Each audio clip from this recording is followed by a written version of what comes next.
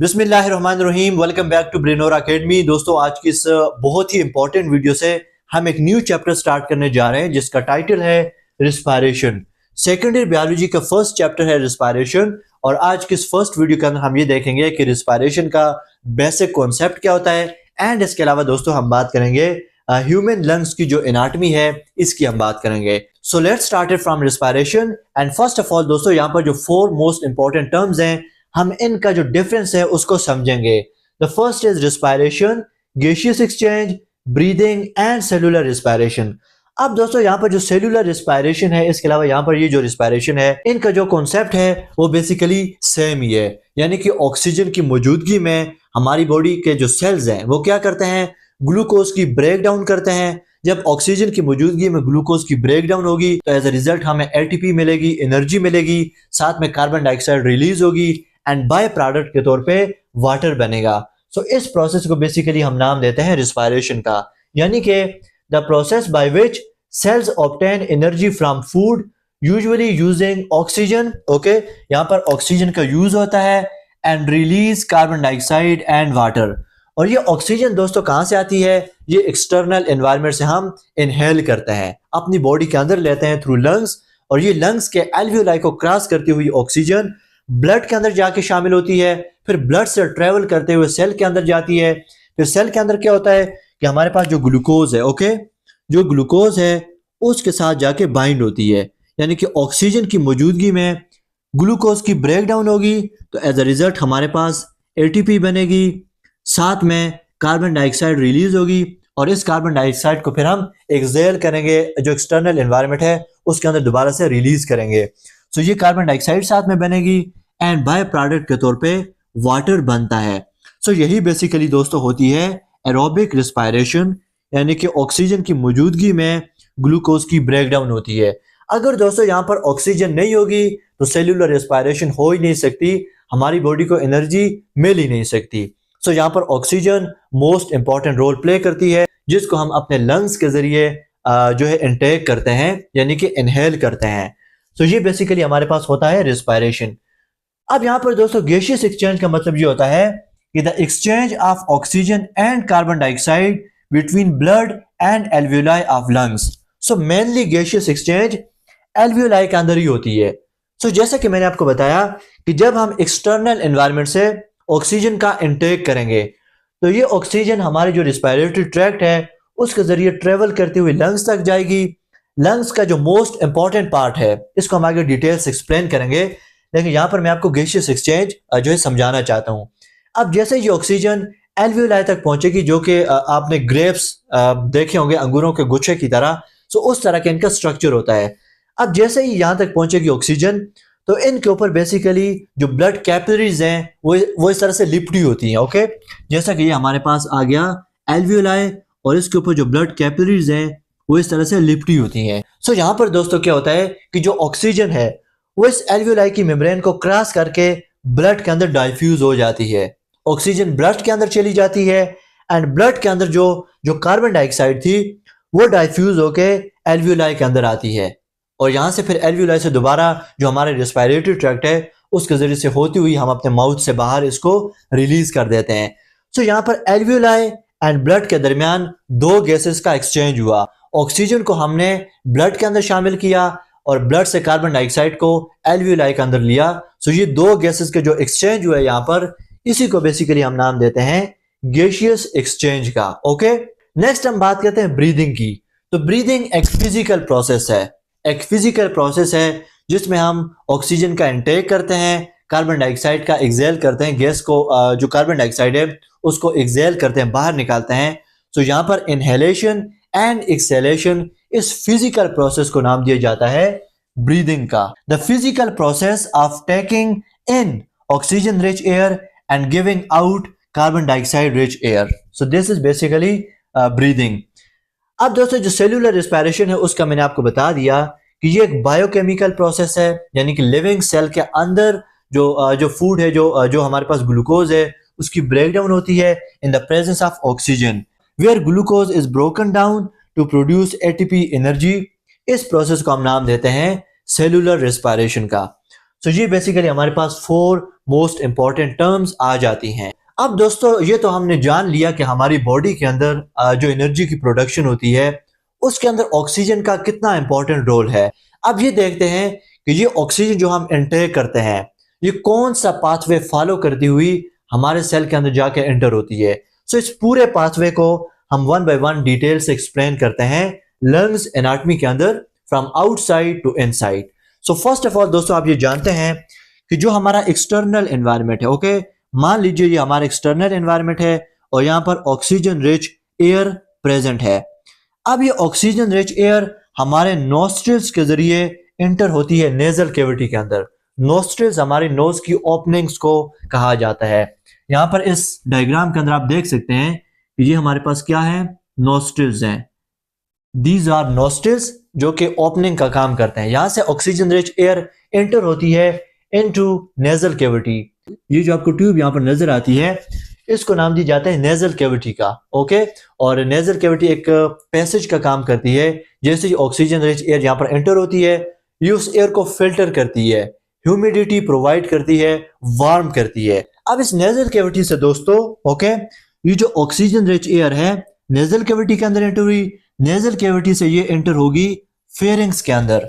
And pharynx दोस्तों ये common pathway है हमारे रेस्पिरेटरी एंड डाइजेस्टिव सिस्टम का। यहां से एयर और जो फूड है वो ट्रेवल करती है नीचे की तरफ। So this is the common pathway of food and air. अब दोस्तों फेरिंग्स से ट्रेवल करती हुई नेक्स्ट ये एंटर होती है लेरिंग्स के अंदर, ओके। ये जो आपको ट्यूब यहाँ पर इस साइड पे जो ट्यूब आपको नजर आती है ये लेरिंग्स है। एंड यहाँ पर दोस्तों फेरिंग्स से आगे ये हमारा जो है रेस्पिरेटरी सिस्टम आ जाता है और ये हमारी डाइजेस्टिव सिस्टम की ट्रैक्ट है वो आ जाती है। सो यहाँ पर हमारी respiratory tract and digestive tract दोनों अलग अलग हो जाती हैं, ओके। यहाँ से फूड जो है वो नीचे की तरफ ट्रेवल करेगी एंड इस साइड से लेरिंग्स ट्रेकिया के जरिए एयर नीचे ट्रेवल करेगी। सो ये वाला इंपॉर्टेंट पॉइंट आपने याद रखना है कि फेरिंग्स से आगे दोनों ट्यूब्स अलग अलग हो जाती हैं। सो यहाँ से दोस्तों जो एयर है वो यहाँ पर लेरिंग्स के अंदर एंटर होगी एंड लेरिंग्स को कॉमनली हम नाम देते हैं वॉइस बॉक्स का, यानी कि यहाँ से हम साउंड प्रोड्यूस करते हैं वो बेसिकली लेरिंग्स के अंदर से ही होती है। यहाँ पर वोकल कार्ड्स प्रेजेंट होती हैं। अब लेरिंग्स के बाद जो हमारे पास लार्ज और जो एलांगेटेड आपको ट्यूब नजर आती है उसको नाम दिया जाता है ट्रेकिया का, okay. This is basically larynx and ये जो ट्यूब आपको नजर आती है इसको नाम दिया जाता है ट्रेकिया का एंड कॉमनली हम इसको नाम देते हैं विंड पाइप का। यहाँ पर कार्टिलेजिनियस किस्म के स्ट्रक्चर प्रेजेंट होते हैं जो कि इसको फ्रिक्शन से बचाते हैं। अब दोस्तों ये ट्रेकिया जो है ये फिर आगे जाकर दो छोटी छोटी ब्रांचेस के अंदर डिवाइड होता है और इन ब्रांचेस को हम नाम देते हैं ब्रोंकाई का। ब्रोंकाई हमारे पास आ जाती है दो। ब्रोंकाई आगे जाके बहुत सारी छोटी छोटी ब्रांचेस के अंदर डिवाइड होती है, ओके। जैसे ये एक ब्रोंकाई जो हमारे पास लंग्स हैं, लंग्स के अंदर एंटर होगी तो ये बहुत सारी छोटी छोटी जो ब्रांचेस हैं इनके अंदर डिवाइड होगी और यही छोटी ब्रांचेस आगे जाके बहुत सारी सब ब्रांचेस के अंदर डिवाइड होती है, यानी कि प्राइमरी ब्रोंकाई, इसके अलावा सेकेंडरी ब्रोंकाई, टर्शरी ब्रोंकाई। सो ये आगे जाके छोटी छोटी ब्रांचेस के अंदर डिवाइड होती है और फिर ये ब्रांचेस दोस्तों फाइनली जाके कन्वर्ट होती हैं एल्वियोलाई के अंदर। एल्वियोलाई जैसा स्ट्रक्चर यहाँ पर बनता है और आप जानते हैं कि एल्वियोलाई ग्रेप्स की तरह का एक स्ट्रक्चर है, अंगूरों का जो गुच्छा है उसकी तरह का एक स्ट्रक्चर है। एंड लंग्स के अंदर दोस्तों सबसे जो इंपॉर्टेंट रोल प्ले करते हैं गैसियस एक्सचेंज के अंदर वो बेसिकली एल्वियोलाई ही करते हैं, बिकॉज यहाँ पर जो ब्लड कैपिलरीज हैं वो बहुत ज्यादा होती हैं। मैंने आपको बताया कि जो एल्वियोलाई है हमारे पास उसके इर्द गिर्द राउंड अबाउट जो ब्लड कैपिलरीज हैं वो बहुत ज्यादा होती हैं, चूंकि यहाँ पर गैसियस एक्सचेंज होनी है। तो इसी वजह से एल्वियोलाई यहाँ पर मोस्ट इंपॉर्टेंट रोल प्ले करते हैं, इनका सरफेस एरिया बहुत ज्यादा है, ओके। सो यहाँ पर जो ब्रोंक्यूल्स हैं एयर वहां तक ट्रेवल करेगी, ऑक्सीजन रिच एयर, एंड वहां से ट्रेवल करके फाइनली एल्वियोलाई के अंदर जाएगी। एंड अब दोस्तों यहाँ पर इंटरेस्टिंग पॉइंट ये होता है, इंटरेस्टिंग जो बात है, जो कॉन्सेप्ट है वो ये है कि जैसे ही एयर इस पूरे पैसेजवे को पास करती हुई, इस पूरे पाथवे के अंदर ट्रेवल करती हुई finally oxygen rich air alveoli तक आती है, तो एल्वियोलाई को मैंने आपको यहाँ पर जो है जूम करके दिखाए हुए हैं। इनके ऊपर ये क्या है, ब्लड कैपिलरीज हैं। यहाँ से ब्लड जो है इन कैपिलरीज के अंदर ट्रेवल करता हुआ एल्वियोलाई तक आता है, ओके। अब दोस्तों यहाँ पर इंटरेस्टिंग पॉइंट ये है कि ये आपको जो एल्वियोलाई की वाल्स नजर आती हैं, ओके, ये जो आपको एल्वियोलाई की वाल्स जो है नजर आती हैं, ये बहुत ज्यादा थिन होती हैं, यानी कि लेस देन 1 मिलीमीटर इनका डिस्टेंस होता है। सो जितनी ये ज्यादा थिन होगी उतना ही इजीली जो गैसेस की एक्सचेंज है वो हो पाएगी। अगर ये थिक होंगी तो गैसेस इजीली एक्सचेंज नहीं हो पाएंगी। सो इनके थिन होने की वजह से इनके अंदर से जो ऑक्सीजन है वो सीधी डाइफ्यूज होके ब्लड के अंदर एंटर हो जाती है, ओके। यहाँ से डाइफ्यूज होके इस थिन मेम्ब्रेन को ब्लड के अंदर चली जाती है, फिर ब्लड इस ऑक्सीजन को लेके दोबारा हार्ट तक जाता है एंड वहां से हार्ट उस ब्लड को पूरी बॉडी के अंदर पंप करता है। सो सेकंड यहाँ पर यह है कि ब्लड के अंदर क्या होती है, कार्बन डाइऑक्साइड होती है। इस कार्बन डाइऑक्साइड को भी हमने बॉडी से बाहर निकालना होता है। ऑक्सीजन तो हमने डाइफ्यूज करके ब्लड के अंदर शामिल कर ली, लेकिन वहां से इसी तरह से जो कार्बन डाइऑक्साइड है इसको भी डाइफ्यूज करके एल्वियोलाई के अंदर एंटर कर लिया जाता है। सो दोस्तों यहाँ पर आप देख सकते हैं कि ऑक्सीजन ट्रेवल करके एल्वियोलाई तक गई, ओके, जो हमारे पास ग्रेप्स लाइक स्ट्रक्चर है वहां तक गई। उसके बाद यहाँ पर एक स्मॉल किस्म की यानी कि थिन मेम्ब्रेन है, इस थिन मेम्ब्रेन को क्रॉस करके आगे ब्लड के अंदर शामिल हुई, ओके। ब्लड के अंदर ऑक्सीजन शामिल हो गई और वहां से ट्रेवल करके सेल के अंदर गई और सेल के अंदर फिर क्या हुआ, सेलुलर रेस्पिरेशन हुई। ऑक्सीजन की मौजूदगी में ग्लूकोज की ब्रेक डाउन हुई, हमें एनर्जी मिली। अब जैसे ही इस ग्लूकोज की ब्रेक डाउन हुई तो साथ में कार्बन डाइऑक्साइड भी रिलीज हुई एंड फिर इसी ब्लड के जरिए जो कार्बन डाइऑक्साइड है वो ट्रेवल करके एल्वियोलाई तक आई यानी कि लंग्स तक आई। वहां से इस थिन मेम्ब्रेन को क्रॉस करके एल्वियोलाई के अंदर दाखिल हुई। एल्वियोलाई से जो कार्बन डाइऑक्साइड है ये एंटर होती है ब्रोंक्यूल्स के अंदर, ब्रोंक्यूल्स से फिर हमारे पास ब्रोंकाई के अंदर, ब्रोंकाई से ट्रेकिया, ट्रेकिया से लेरिंग्स, लेरिंग्स से फेरिंग्स, फेरिंग्स से हमारे पास आ जाती है नेजल कैविटी, नेजल कैविटी से नोस्ट्रिल्स के जरिए हम इसको एक्सटर्नल एनवायरनमेंट में एक्सहेल कर लेते हैं। सो ये बेसिकली गैसेस का हमारी बॉडी के अंदर एक्सचेंज होता है, ये इसका पाथवे होता है। नेक्स्ट दोस्तों हम बात करते हैं एनाटॉमी ऑफ ह्यूमन लंग्स की, यानी कि ये हमारे पास क्या है, this one is right lung, ये हमारे पास राइट लंग है and this one is left lung. इन दोनों का हम कंपैरिजन करते हैं। सो फर्स्ट ऑफ ऑल हम इनके वॉल्यूम की बात करेंगे। The right lung is larger and 56% of total volume share, यानी कि टोटल हमारे पास जो लंग्स का वॉल्यूम होता है उसमें ओनली 56% जो वॉल्यूम है वो राइट लंग शेयर करता है, क्योंकि ये क्या है, बड़ा है as compare to left one.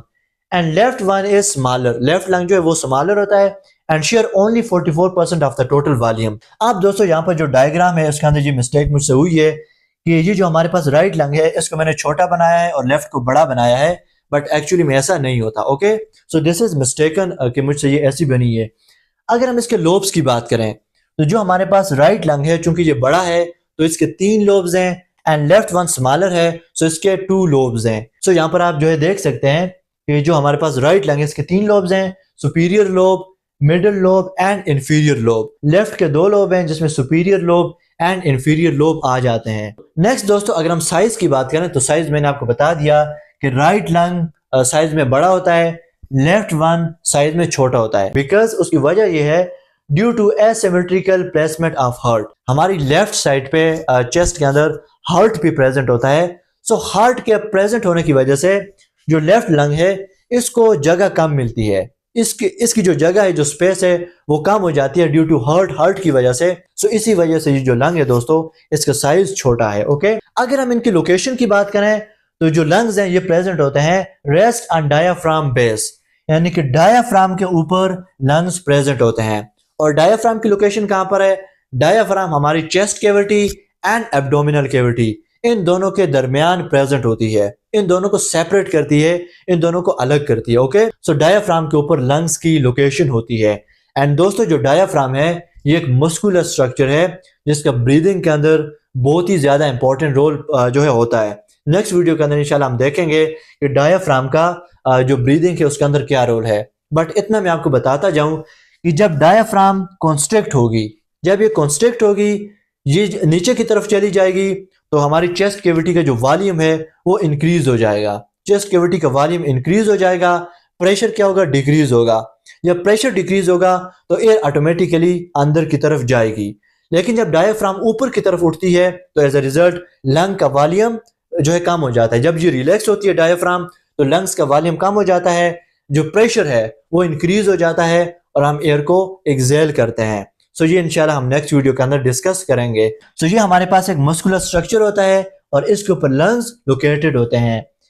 X tends above first rib apex, यानी कि जो हमारे लंग्स हैं इसकी जो अपर पार्ट है इसको नाम दिया जाता है एपेक्स का। ओके, और ये हमारे ऊपर जो फर्स्ट रिब है वहां तक एक्सटेंड होती है। सो बेसिकली ये हमारी चेस्ट के अंदर, चेस्ट कैविटी के अंदर इनकी लोकेशन होती है। ओके, नेक्स्ट हम बात करते हैं प्लूरल मेम्ब्रेन की। सो हमारे जो लंग्स है दोस्तों ये इनक्लोज्ड होते हैं in double pleural membranes, prevent air leak and friction. इसका काम क्या है? एयर लीकेज को प्रिवेंट करना, लंग्स से जो है वो एयर लीक नहीं होती। एंड सेकंड इसका इंपॉर्टेंट काम क्या है? ये फ्रिक्शन को रिड्यूस करती है। खास किस्म का ऑयल जो है सिक्रीट करती है जिससे हमारे लंग्स जो है जब वो कॉन्ट्रैक्ट एंड रिलैक्स होते हैं तो उनमें फ्रिक्शन नहीं होती। तो ये बेसिकली काम होता है प्लूरल मेम्ब्रेन का। ओके, अगर दोस्तों मोस्ट इंपॉर्टेंट पॉइंट्स की बात करें, ओके, जो एग्जाम ओरिएंटेड पॉइंट्स हैं इनकी अगर हम जो है बात करें तो मैंने आपको बता दिया कि राइट लंग के 3 लोब्स होते हैं एंड 56% जो वॉल्यूम है उसको शेयर करता है। लेफ्ट लंग के 2 लोब्स होते हैं एंड 44% वॉल्यूम शेयर करता है। डायफ्यूजन का जो डिस्टेंस है वो लेस देन है 1 मिलीमीटर इन एल्वियोलाई, जो कि मैंने आपको बता दिया है। Tidal volume that are 500 ml। Tidal volume का मतलब ये होता है कि नॉर्मली जब हम सांस लेते हैं या सांस जो है बाहर छोड़ते हैं तो 500 मिलीलीटर यानी कि हाफ लीटर एयर को हम जो है अंदर लेते हैं और हाफ जो लीटर है उतनी ही एयर को हम बाहर एनवायरनमेंट के अंदर निकालते हैं। सो ये इसकी नॉर्मल वैल्यू है। ओके, नेक्स्ट हम बात करते हैं रेजिडुअल वॉल्यूम की। तो रेजिडुअल वॉल्यूम का मतलब ये होता है कि जब आप अपने लंग्स को बिल्कुल वो कर दें, खाली कर दें, यानी कि आप कोशिश करें कि सारी की सारी एयर को बाहर निकाल दें, फिर भी हमारे लंग्स के अंदर तकरीबन 1.5 लीटर एयर बाकी रहती है। क्योंकि लंग्स को आप बिल्कुल भी खाली नहीं कर सकते वरना वो कोलैप्स हो जाते हैं। सो लंग्स के अंदर एयर का होना लाजमी होता है जो कि 1.5 लीटर एयर रहती है हमारे लंग्स के अंदर, ताकि गैसियस एक्सचेंज जो है वो बरकरार रहे। सो ये इसके इंपॉर्टेंट पॉइंट्स हैं डियर लिसनर्स। नेक्स्ट वीडियो में इंशाल्लाह हम ये देखेंगे कि जो ह्यूमन रेस्पिरेटरी सिस्टम है उसके ये जो पार्ट्स हैं कैसे एयर आगे जाती है, इसको डिटेल से हम एक्सप्लेन करेंगे। सो नेक्स्ट वीडियो में आपसे दोबारा मुलाकात होती है, तब तक के लिए अपना बहुत सारा ख्याल रखिएगा। Thank you so much. Allah Hafiz.